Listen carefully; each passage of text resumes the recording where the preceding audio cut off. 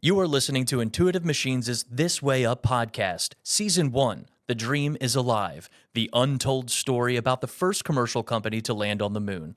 I'm your host, Josh Marshall, and today we're talking to Dr. Tim Crain. He's an Intuitive Machines co-founder, chief growth officer, and former University of Texas offensive lineman. In Episode 1, Intuitive Machines CEO Steve Altemus told the story from how Intuitive Machines started in 2013 to launching to space in February 2024. In this episode, Tim Crain picks up the story where our lander, Odie, just started his venture to the moon. We left after firing the engine that first day, and so we'd come up, we'd had to patch the software to fix the star trackers. We'd had an engine no light, we had an engine relight with a little bit of drama on the end. The engine had worked great. We're walking out, and Pete McGrath's walking next to me. He goes, "Well, that's day one."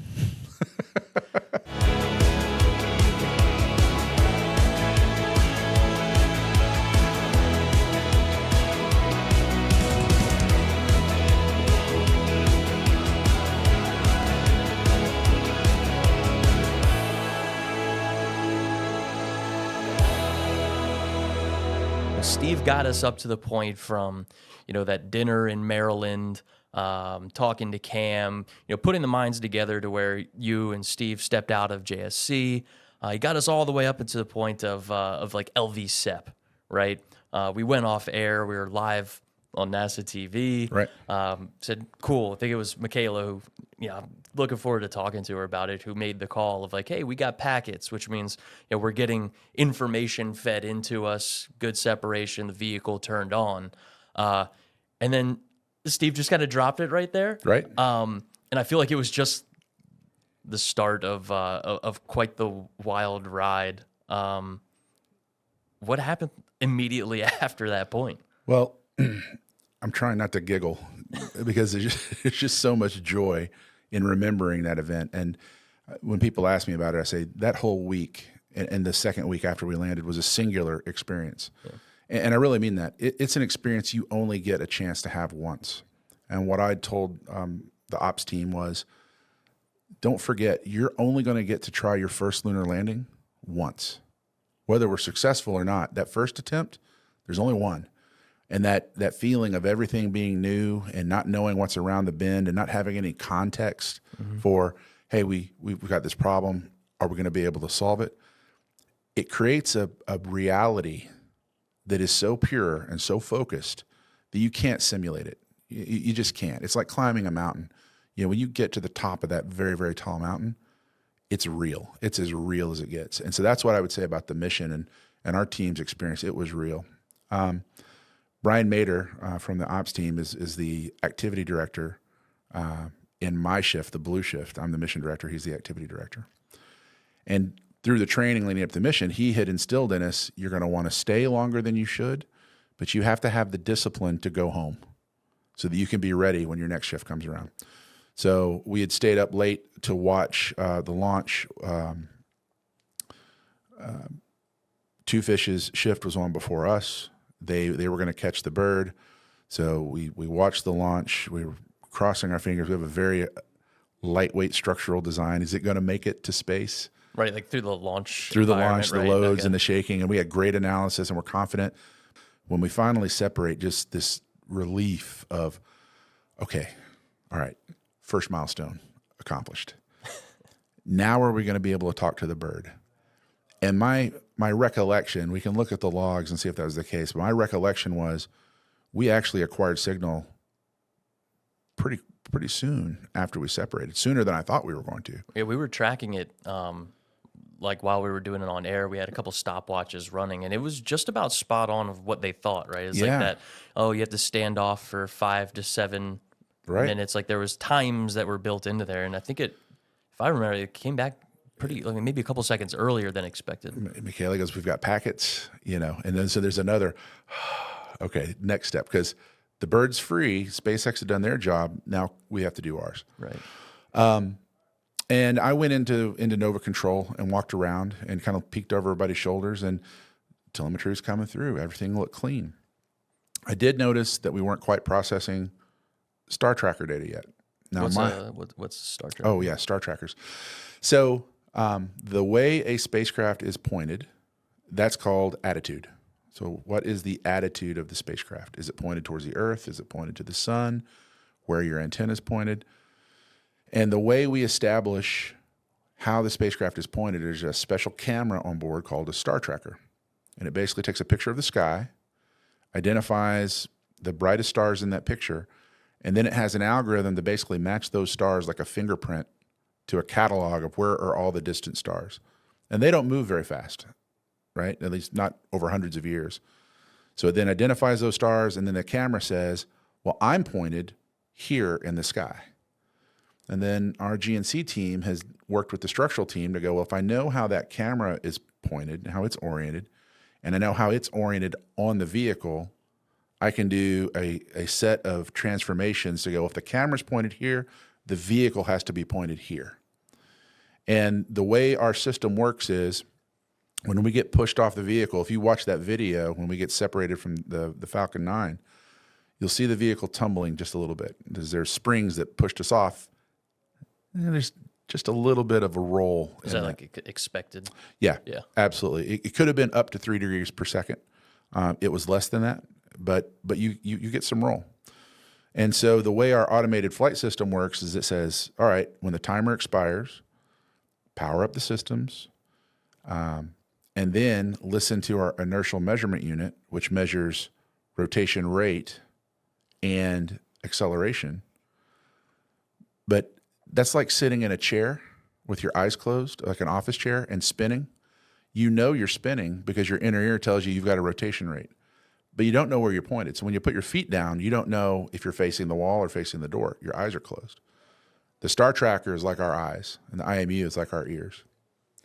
So the vehicle comes up, and the first thing we do is we go listen to our IMU and fire the RCS jets to just stop the rotation, first and foremost, because the star trackers need the vehicle not to be spinning in order to see the stars. so it was just giving you bad measurements or no measurements, or what was it giving? Well, this was what was weird. So the star tracker was reporting measurements. I went home and went to sleep because of the discipline of operations and trusting the other team.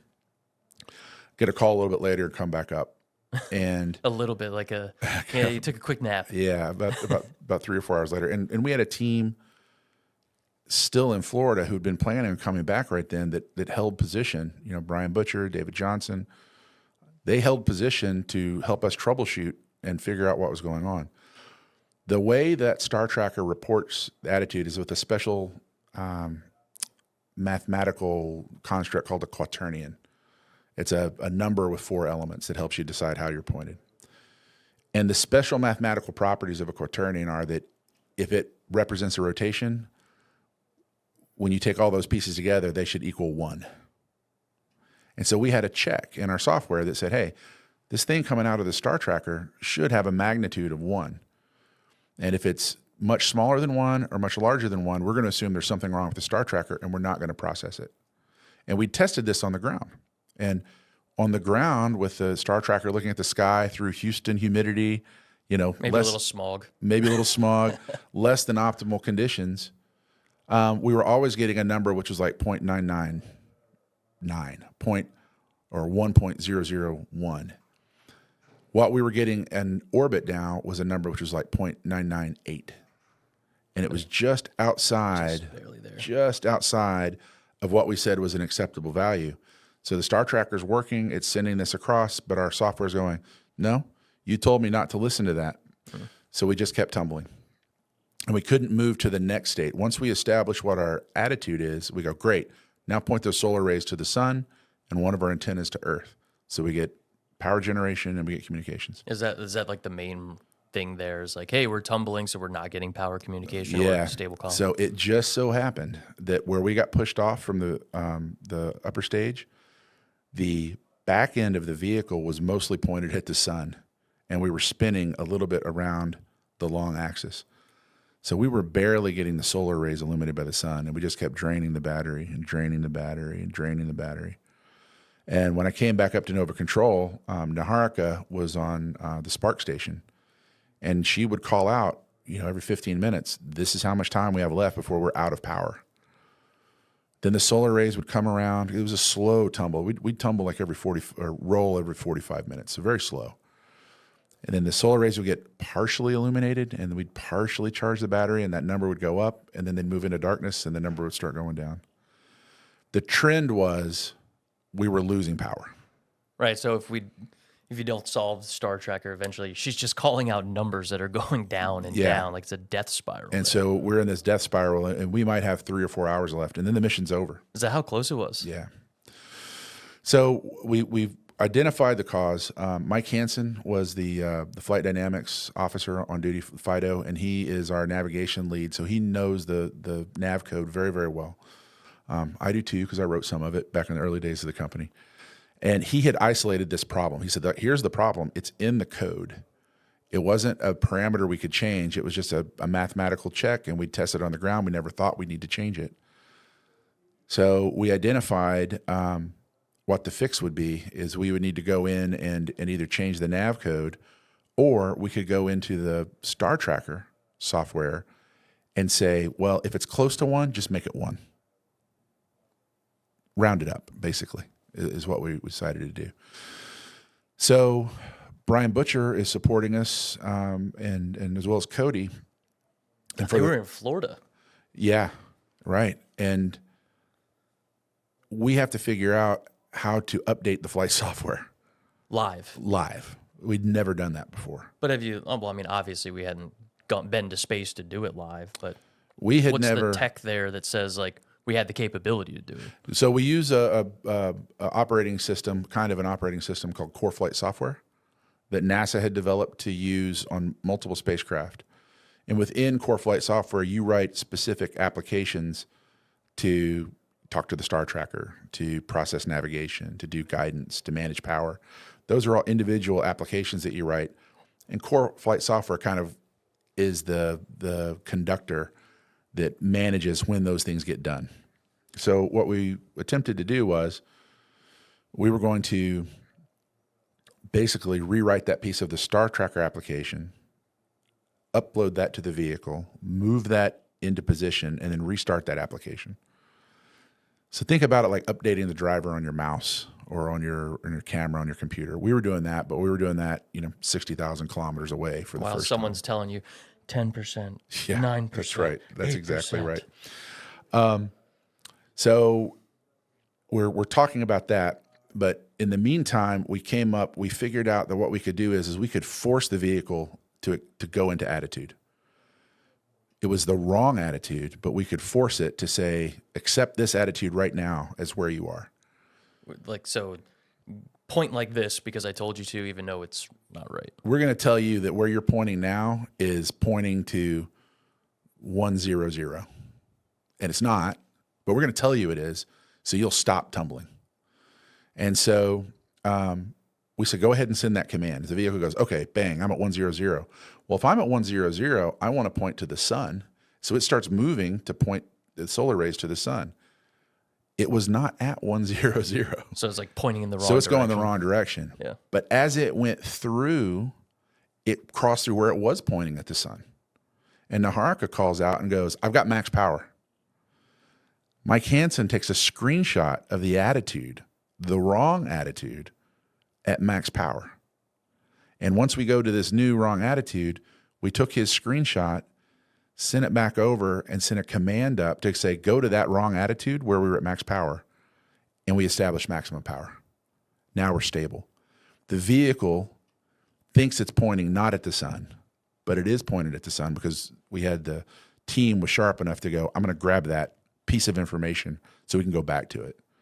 Now that the vehicle was stable, batteries start charging, just like a gym. And we did our first flight software update, and we put that piece of the star tracker on. It was a procedure we had to write. Mike Hansen went into the other room and wrote the code. I came in, looked over his shoulder, and audited the code on the spot. We tested it in the flat sat. Then we pushed it up, reset it. Star tracker started working like a gym. And that was day one, right? That was just day one. Chris Davenport was from WAPA was sending me a message, and he's thinking, hey, all these on the fly software changes, being able to do those little nuanced things to solve problems.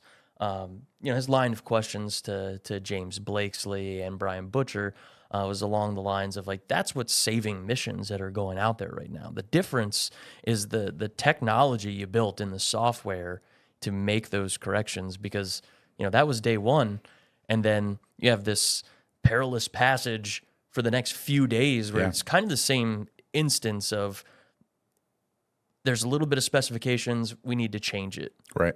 What else happened? After day one, you get your 30 minutes, couple hours of sleep, come in, solve the problem. Finally, it felt a little bit stable, but it just kept coming up throughout this whole time. When we first 4 years ago started designing this mission, we looked at the fast transit, 3 to 6 days to get to the moon, as a real advantage, because you pass through the Van Allen radiation belts very quickly, and then you're in deep space where the radiation environment changes. That's a great advantage. We didn't anticipate what it would be like to basically, look up the windshield of your car, the spacecraft, and go, well, there's the moon, and then look down for a minute, and then look up again, and it's bigger, right? Like, it's getting bigger in the field of view all the time. So we really had to learn how to operate this vehicle. We'd run many simulations, but the actual vehicle and actual space with all the constraints and foibles and irregularities, and again, it being that first experience, you don't necessarily know when a small anomaly is a small anomaly or it's a big anomaly, and so you're building up that knowledge. But we did have this intersection. James Blakesley and the team had really implemented a modern approach for how to do flight software. So the framework of that software was solid. We had a team that was very knowledgeable that had written that software on operations consoles. So when Mike Hansen and I got with Scott Tamblin and said, hey, what if we do this and force the attitude, we were all very confident about what that response would be, even though that's not something we'd tested before. And then we had a software team who was able to say, yeah, we exactly know how to package this up, send it up to the vehicle, and restart it and take advantage of the architecture and the expertise. Those three things together really gave us a lot of flexibility. If this had been a team that had not built the vehicle and wasn't intimately familiar with the way it operated and the things it was supposed to do, none of this would have worked, because this was all exploiting the capability was there, but was not documented in a detailed procedure. We were making some of these procedures up based on our knowledge. The flexibility there to have, to take the time to fix things like, hey, we're tumbling. A lot of the perception was, hey, well, these are the things you have to do to get to the moon. When is it happening? Give me an update of when you intend to do your engine commissioning and all those little small burns in between. And it was hard to get people on board to the idea of those things were happening, of, hey, we're learning how to fly this, but it's good to hear what that means of learning how to fly. And the real luxury in there was that, sure, you can look down from the dash, look up, the moon's bigger, but at the same token, that throw we got was so good that it gave you the flexibility to decide and delay your intended schedules with no impact on actually getting to the moon. What were some of those little nuances of, hey, we're trying to burn the first liquid methane, liquid oxygen engine in deep space. Right. What did we find out and, delay and push off a little bit to that first burn? What was going on there? Well, one of the things that people ask a lot of questions about is, how do we keep our cryogenic propellants cold? And a big part of why our system is so effective is because we have very cold methane and very cold oxygen, which means they're very dense. And when we put those into our engine, very dense oxygen and very dense methane together means we have a lot of energy stored that when they ignite, it's a very powerful thrust and a very high efficiency thrust. So it's very important for us to keep those very cold. And the knock on cryogenic propulsion has always been, well, as it gets hot, you're going to have to boil it off to keep it cold. And so we'd done a lot of analysis of the insulation on the tanks, the struts that hold the tanks in place, and how much heat from the sun was going to go into those tanks and how fast we were going to warm up. But the prop team had put in a thermodynamic vent system, a TVS, which was basically a refrigerant line run around the tanks inside the insulation, where we could take some of the propellant and then let it flash evaporate. And just like your air conditioner at home, where you evaporate the coolant, it gets very, very cold. And so we had the system set up that would take it around and flash evaporate, and then go down to an output valve that had, 2 ports pointing in opposite directions, so that you wouldn't get a thrust. Right? It would release that gas in both directions. Both directions. Right. So we're getting ready for the first burn. We turn on the TVS, and the vehicle starts to move, and the RCS system starts to fight it. So somehow, RCS? Reaction control system. So we have helium tanks on board that we use to pressurize the propellant and push them into the engine. And then as the tanks drain of propellant, we put more and more helium into that tank to push the propellant down into the engine. We also have valves that we built on top of the vehicle that are connected to that helium that'll just open a little bit, and they give a little bit of thrust, and that causes the vehicle to turn. So we turned on our TVS for the first time. All of a sudden, the RCS jets start firing like crazy. And they're using helium every time they fire. Well, we want to manage that helium all the way to the moon, because we need it to pressurize the propellant to move through the engine. So we were struggling with that. It's there to try to keep everything cold and to keep the propellants cold as they go down in the engine. And then we got to where we open up the valves to what they call wet the lines. Mm-hmm. So you basically have dry lines feeding into the engine. Now we're going to wet them and let the oxygen and methane go in. And that was going to chill those in to a certain temperature, ready to fire the engine. The oxygen side didn't cool down enough in time. And we have our software says, hey, I'm going to try to fire the engine for a while, but if the propellants aren't cold enough after a while, I'm going to stop and time out. So we had to abort the first engine firing. We've got some things going on we didn't anticipate. We didn't think that the TVS was going to fight our RCS. Was this like you're saying like some are a major issue, some are not a major issue, learning those things. Right. I mean, the tolerance there, is that a major issue or just something you have to go in and correct? What we didn't know at the time was how much did we really need the TVS. And so we were concerned that if we really needed the TVS as we went through the rest of the mission, that we'd be spending helium fighting the TVS every time we used it. Mm. But the prop team was able to figure out that it looked like we didn't need the TVS as much as we thought. And so we came up with an alternate approach to wet the lines and to chill everything in. And we're able to adjust the parameter of how much we wet the oxygen side. And on the next attempt, engine fired just fine. First time we'd fired the engine in space. Every sequence in that ignition was the first time we'd done it outside of the controlled environment of our test facilities here. We get down to, we tried to fire the engine on the previous shift. We had to recalibrate and figure out how we were going to approach this on the next shift, which was my shift, blue team. And we get all the way through the sequence. Temperatures look good. Rob Moorhead's on the prop console. Got good temperatures, good pressures, no light. Okay, no light. What's going on? So now everybody's looking at. You were looking at your displays anyway because you were focused because it was the first engine firing, but now you're really focused. Like, what's going on? What's wrong? And we had built in a restart. The engine would restart every minute and try 3 times before it would safe itself. And when it safes itself, it basically closes the valves and lets the propellant that's in the lines go. So we would lose propellant. We're looking at all of our displays. We get through the first relight. It tries to relight, doesn't relight. We get through. We're getting close to the second one. And Trent Vaughn is on the spark station, and he goes, the igniter circuits are not turned on. This was something that when we test the vehicle on the test stand, we manually turn the igniter circuits on. When we run our simulations, the simulation didn't have an extra layer of sophistication to say, don't simulate the engine firing unless the igniter circuit is on.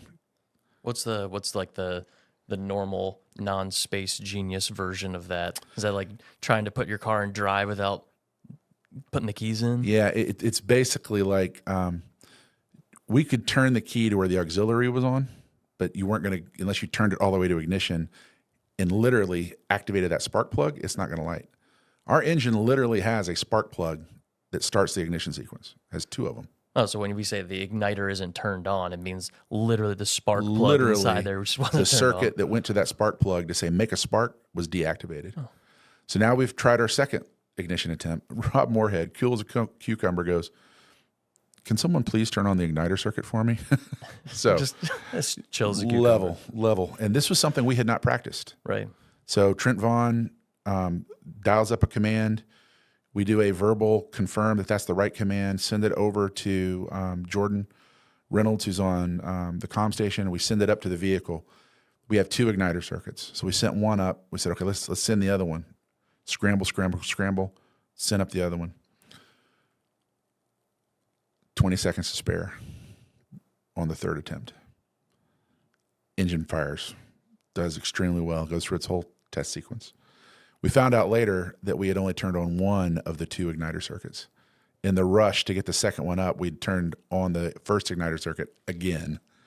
So we demonstrated in a test that we can fire with one out of two igniter circuits. So it was a unintended test. But the engine worked great. We looked at the data later on that one, and we did find out that the vehicle was drifting a little bit during the burn. So we're supposed to hold in one direction that we command, but it was off to one side and then it kind of overshot and then was drifting past that. And so that was something that would bother us for the next several days. It's, we can run through kind of all of those things and it doesn't take that long to talk about it, but like perception of time and walking through those things, like how long did it take to go from, hey, we need to do this commissioning burn?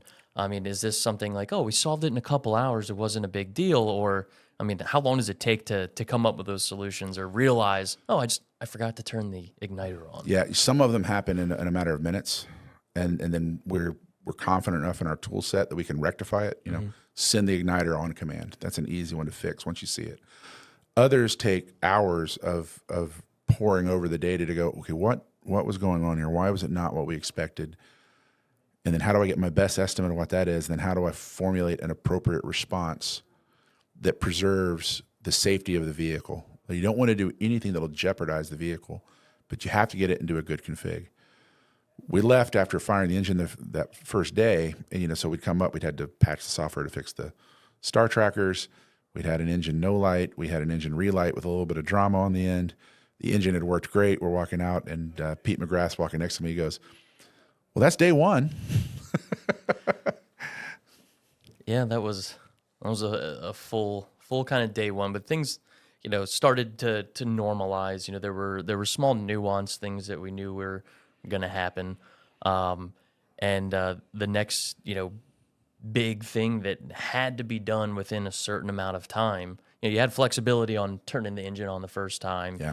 A couple relights to get us on the right place in the right spot, but lunar orbit insertion, that's a massive burn to where we're hitting the brakes trying to get into that lunar orbit. What was the feeling in there? Kind of going up, getting confidence in the engine, right? We know how to turn the igniter on now, but what is the feeling in the room when you're going, all right, well, if we miss this, we'll just boomerang into the sun? You can make an argument that lunar orbit insertion is the most important maneuver of the mission, because if you don't do that, you have zero chance of landing. We do have a powered descent later, which is the actual landing, but you can't even get there, right? It's like you're not at the moon, and so we have to fire the motor in the right direction at the right time for the right duration, or the mission's over.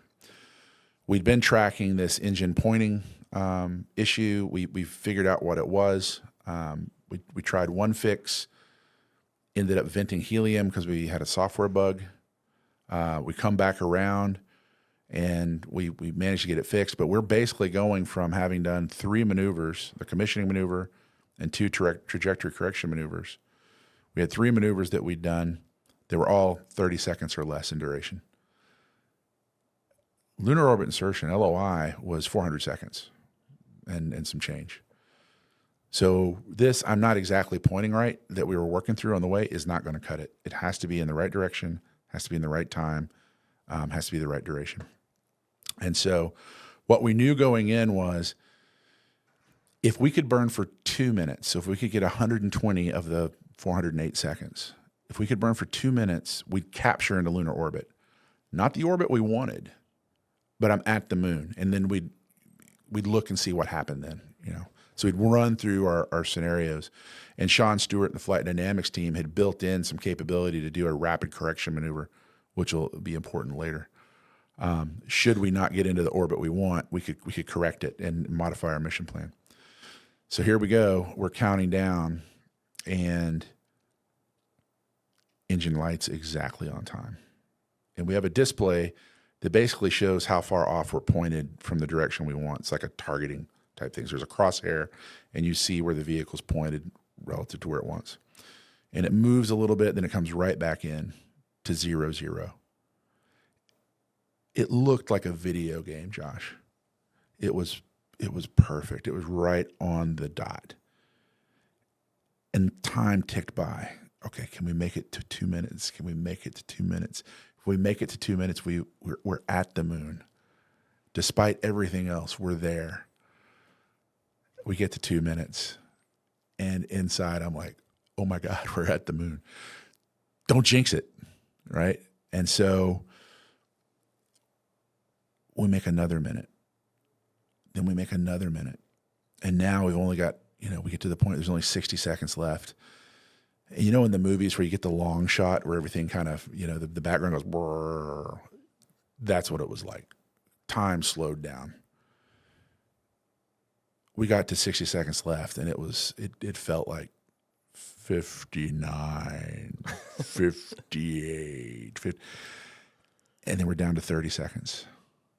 And then we're down to 20. And then that last 10 seconds, and they go, engine shut off, clean burn. Oh my gosh. We've traveled 1 million kilometers, and we hit a target around the moon to stay in lunar orbit. We didn't know yet that we ended up being a little bit lower than we'd anticipated, but the telemetry coming down indicates that we're in a nearly circular orbit around the moon, which was our objective. No, we still had to land, but to make it past that first most critical thing, it's a precision maneuver. It's an experimental engine. The system has to work by itself. And so we broke our previous record of LOX methane engine duration of 30 seconds, now with a 5 or 6 minute burn. It was incredible, just absolutely incredible. Yeah, the background, I remember, to all those experimental things, and the background, we're all working like, okay, well, what defines success? I was sending you things of like, well, it's a success that we made it to Florida with a lunar lander. Right. That's a huge success. And then we also made it through Max Q and separated in space. Huge success, wild success. It turns on. At this point, it's like, all right, this company's going to be okay. Right. Right. And then now we're talking about being umpteen thousand miles away, performing several minutes of engine burn, that maturity of like, yeah, sure, it's been 4 days, but the maturity there of 4 days is, counteracted by those 4 years of figuring it out here on Earth. Right? Without a doubt. It was stressful, right? It was intense, but look at a professional athlete, right? Like look at, for my generation, Michael Jordan or LeBron James, if you want to have a fun argument. Look how calm and collected they are in a clutch moment, right? Look at Tom Brady when his team is down and there's seemingly no chance in the fourth quarter, and they just go out and they execute, and it seems like these miracles happen. But it's not that those athletes are doing something miraculous in the moment. They're executing what all their training and all their practices prepared them for. And James Blakesley called this out. He said, look, this is what we trained for. We knew the systems. We'd worked hard at this. So that 4 years, that was underneath the water. The iceberg part that everybody saw of the mission above the water, that was just the end point of all that other work that led to that point. And so it was almost inevitable that we were going to succeed not as much because of what we did in the mission, but because of the work we put in before launch. So you get through, this burn. We have this, wild success. You're there. I'm sure the public opinion there of like, oh yeah, sure, you made it around the moon, but then nothing happened. For us, it's a little bit different. Proving out our technologies along the way, whether that's these composite linerless tanks with extra opposing valves and different ways to keep things cold, or the software that goes into the Star Tracker. All those things are at play, and that really gets us up to the moon, right? So in our heads, we're thinking, okay, well, it's inevitable, right? You said from the get that, hey, if we have a good commissioning burn, I'm feeling pretty darn good that we're gonna take a shot in some fashion or form of touching the moon. And we got to that LOI burn, good success. Steve had asked me before the mission what I thought our probability of success was, and I said, well, if we make it to the commissioning burn, 65%. It's pretty good. If we get through the commissioning burn, 90%. Right.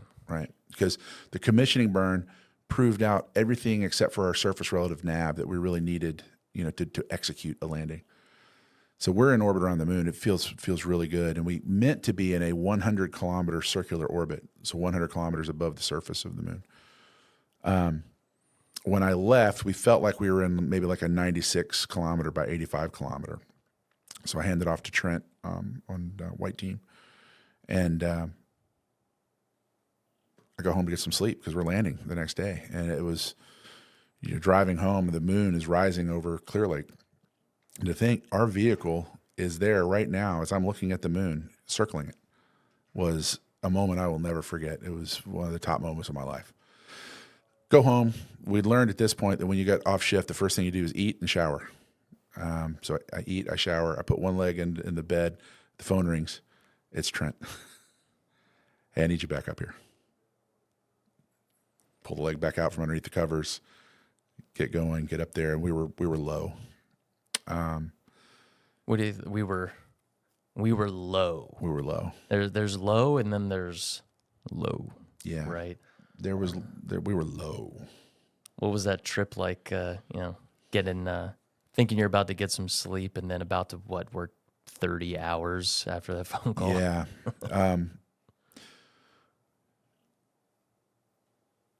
Our tracking solution probably had us a little bit lower than we thought. And then we found out after the mission, we may have burned that LOI, that very important LOI burn, a little bit longer than we intended. And so we started low, and then we burned a little bit longer. That puts us lower. And the thing that people don't necessarily think about with the moon is, the Earth is relatively symmetrical. It has a little bit of a bulge at the center, but the gravity of Earth is kind of the same all around. The moon is different. The moon's very lumpy. There are concentrated places within the moon that are more dense than others. So the gravity field of the moon moves your orbit around in ways that we don't anticipate sometimes. Because we were lower than we had intended, as we were coming around the low point of the moon, it was almost as if the moon reached out and grabbed us and pulled us a little bit closer. Then you come back around and you go to that low point, pulled us a little bit closer and a little bit closer. And so we were coming up. We had all hands on deck. Everybody's up there. We've probably got 20 people in Nova Control. Steve has joined us up in the Team 4 room, and we're trying to get independent confirmation of how low we are. We turn on the cameras. We have Mark Robinson and the Arizona State team looking at an image that we brought down from one of the cameras going, okay, I know what that crater is. You're about this far from that crater based on what your camera field of view is. We had data there. We activated our landing lasers, which should work 80 kilometers from the surface, to see if we could get an independent confirmation, because we didn't want to do a maneuver if we weren't as low as we thought. Right, so this whole time you believe you're low, right? Trent gave you the call to tell you, like, hey, we believe we're low. There's been some debate amongst the team about how low are we, and so they were trying to get to a resolution of that. And Steve, Trent calls up and says, hey, we think we're really low, like low enough that the mission's in jeopardy. And so we get up there, and the flight dynamics team, and I, in the blur, I can't remember who it was who came up to me, but showed me a plot which said, okay, this next pass through the low point which at the moon is called perilune. That's the closest point, and apolune is the highest point. Showed a plot which said this next pass through perilune will be the lowest we get. And then after that, this lumpiness of the moon would actually start pulling us back up again. So if we make this next one, we should be okay. It was like an old-timey submarine movie where, everybody's got their stopwatches out and they're looking at how far the torpedo is away. We're coming in, and it's, again, here we go, a minute to perilune, 30 seconds to perilune, 10 seconds to perilune, still have signal. Perilune plus 5, still have signal. Perilune plus 10, still have signal. And finally, the whole room takes a breath because we'd passed through the really the most treacherous part of the mission at that point. And what did the lasers tell you? You say you did like cameras and lasers. What did you said? The lasers like 80 kilometers. Lasers didn't give us a measurement, and so Sean Stewart and the team put in a maneuver to raise perilune up and basically put us into our descent orbit just a day earlier than we'd intended. But that's okay; we could manage that. And I left to go get a couple hours sleep before I came back for the landing sequence, thinking, I hope I didn't burn out the lasers by turning them on early in the mission, Right, because if they fired it, right, and you say, hey, we survived this low point, we fired the lasers, we didn't get a reading back, that implies you must be higher than, than they're rated for, which is what, like 80 kilometers. Yeah. Either we were higher than we were rated for, or we would turn the lasers on fast. Did we skip a procedure, that would have, could we have caused damage to the lasers? Right. So come up the next morning, everything's looking pretty good. And this is landing day. Yeah. Landing day. Yeah. But because we were in a slightly different orbit, the time it takes us to go around was a little bit different. We had to move the landing time, which I know you had to deal with, communicating to the rest of the world of, hey, this is when we think we're going to land. So we're working through that, and we were a little bit low on helium. Again, we had vented some helium on the way. So the GNC team and the prop team had worked an alternate configuration on the descent profile to take advantage of the fact that the engine would still run if we ran out of helium. We would just begin to lose performance. They figured a way to work around that if it did happen. And we're probably 2 revs from landing, so about 4 hours from landing. Ultimus comes over to my console and goes, hey, they're looking at the telemetry, and the lasers aren't going to fire. And that was... Oh, my gosh. I mean, we have the inertial measurement units. We have the cameras that we use to track motion as we go across the surface of the moon, and we have the laser altimeters. The laser altimeters basically tell us how far above the surface I am, so I can see if I'm moving too fast or not to hit the target at the end. And then, do I pitch over at the right time and land based on measuring distance to the surface? They're essential, absolutely essential. And so I tell Brian Mater to, hey, keep an eye on the spacecraft. I'm going to go talk to Steve. And our incredible team, we're coming up with all kinds of ideas. Hey, can we tell the vehicle that it's at an altitude just so that it thinks it's at an altitude? The problem is, if we could do that, we never would have bought the lasers. Right. If that was good enough, we wouldn't have needed that equipment. We needed that equipment to update how high we actually were. What's it like? You and Steve and Cam started this thing together to get to that point. Like, what do you tell them at that point? Like, hey, this thing we definitely need. It's not operating. It's not operating, and so, what other assets do we have available? And we did realize that we had the navigation Doppler LiDAR, the NDL, which is an experiment from Langley Research Center. And we had experience with the NDL before. We'd flown an NDL in Antarctica in Australia to use it to measure gravity, of all things. So we knew how that sensor worked, and we had part of its information piped into our nav system. So we came up with an approach to say, well, let's refactor the range measurement, the altitude measurement off of that and use it. And just an Apollo 13 kind of moment. team goes off. They figure out where in the software we can do that, how to rewrite it. And then another team figures out. Yeah, I'm gonna ask Hansen all. Oh my gosh, yeah. He agreed to jump on the show to give a little bit different perspective of that, and I saw other things in there, but it was incredible. And then they had to figure out, Hansen's then working with Naharika, figuring out how to really restart the navigation system to get this thing going. I go back in and we're coming around on the final rev for landing, and they're not quite there. So I turn to Sean Stewart and I go, can we go around one more time? We had an abort sequence built in that would allow us to come around again. Is that going to work? Can we use that? No fear, 100% confident. Sean says, yeah, we can make it around one more time. Yeah. Buy us another, 2 hours to finish this thing up. So we do that. Now you have to deal with that, and you tell everybody we're not landing at 3:30, we're landing at 5:30. It's confusing, man. I mean, there's no other way to put it. Everything from the mission, the expectation from the world is that, hey, things happen in space on a schedule, and if something's not on schedule, there's a major problem. Right. And it won't work. Right, and it won't work. It won't function. So that was pretty wild. Testament to the robustness of the system. I know you have to get out of here, and I can only get your time for this much. But Josh, this is a story I love telling. I do want to say one thing though. I mentioned some names of people who are heroes during the mission. But there's a lot more names. I mean, really, there's 200 people that I could point to and go, if it wasn't for that person, we wouldn't have succeeded. If it wasn't for that person, we wouldn't have succeeded. If the pull tests and the bonding on the inserts weren't exact and thorough, we never survived that landing. So it comes all the way back to the folks working over there in the high bay, putting that vehicle together. It's the people who do analysis on, do we have the right comm and thermal? We needed every bit of it. And so everybody on the team was a hero. You can throw a name at me and I'll go hero. It really did take everybody to do this. And I couldn't be more proud to be affiliated with that kind of team and that kind of organization.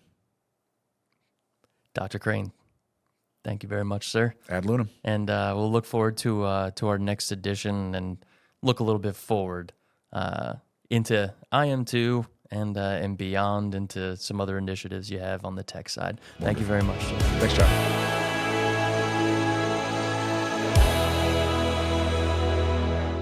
Thanks for listening to This Way Up. Please subscribe for next week's episode when I sit down with Intuitive Machines navigation lead Mike Hansen, who sets the record straight about what really happened to the mission's laser rangefinder and the tense last-second fix during an extra lap around the moon.